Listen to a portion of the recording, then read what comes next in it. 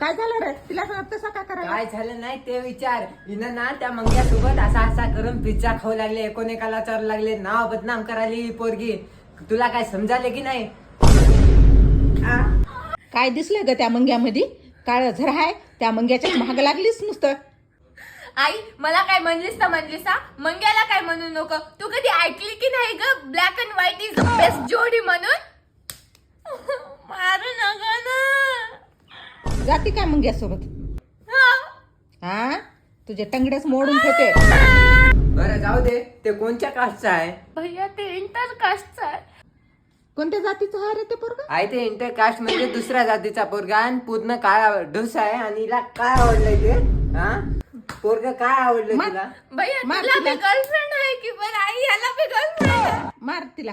मजा मजा मजा काढते, मजा काढते, मजा काढते. कोणाचा आलाय ग फोन? मंग्याचा आहे मम्मी. कशाचा मंग्या आला इकडं?